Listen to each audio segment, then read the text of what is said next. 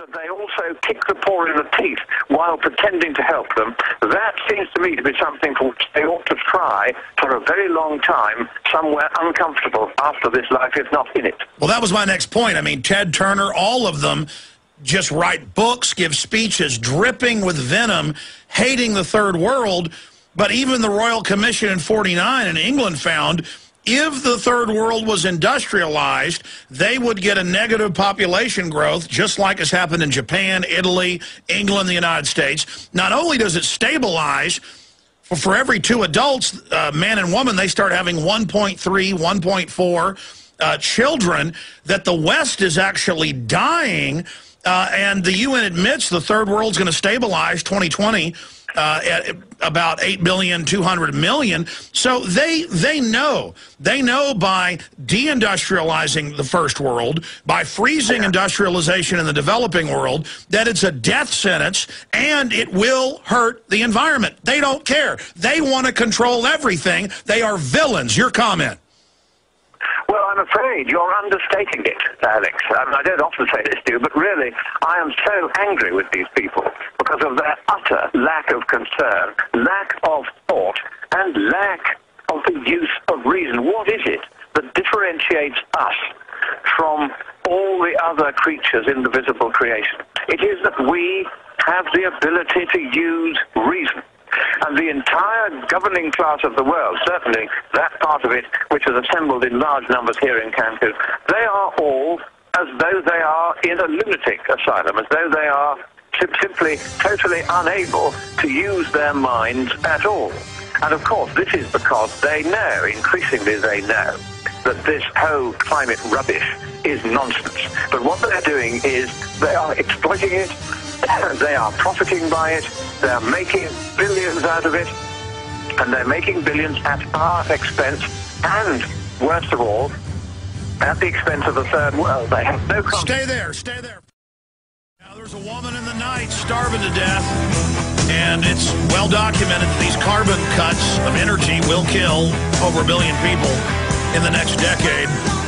We're going back to Lord Christopher Monckton to talk about how we stop these people, and hopefully in the next few weeks or after Christmas we can get him on to talk about briefly the aftermath of this criminal consortium meeting down in Cancun. They're routed, but they're dangerous, and they're still taking over our society at the lower prices. The regular prices are great.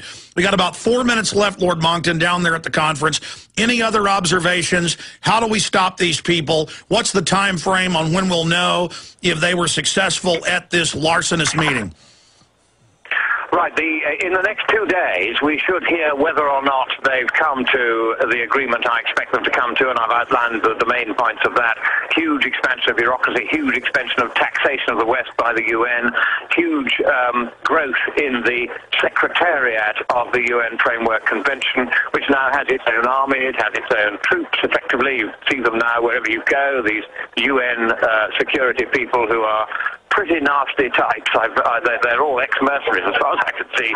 You know, this is growing into a kind of super state which exists wherever it decides to land and hold a conference.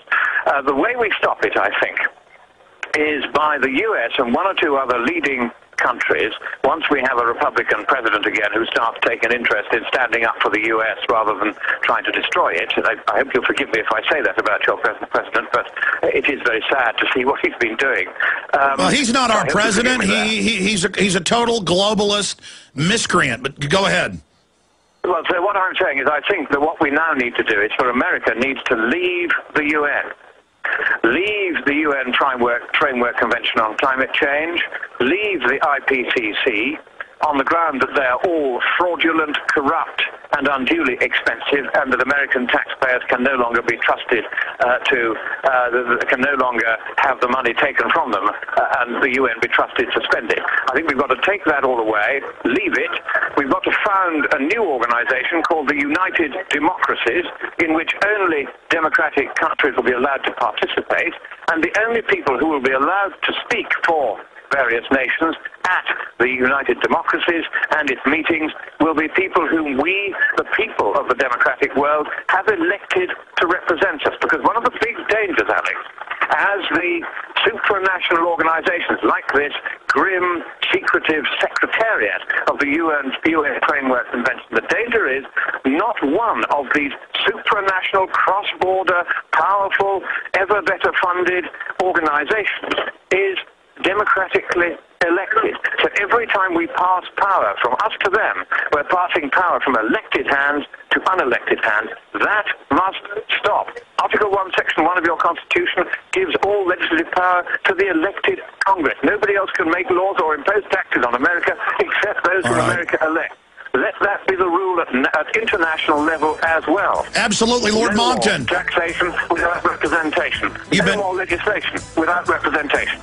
You've been very gracious. Hopefully you can join us right before Christmas, in the aftermath, or after Christmas, or in the new year, to let us know what happened. We're blessed to have you there, and I really appreciate you spending time with us. Good luck down there. Be safe. Real pleasure, and God bless America. All right. God bless you.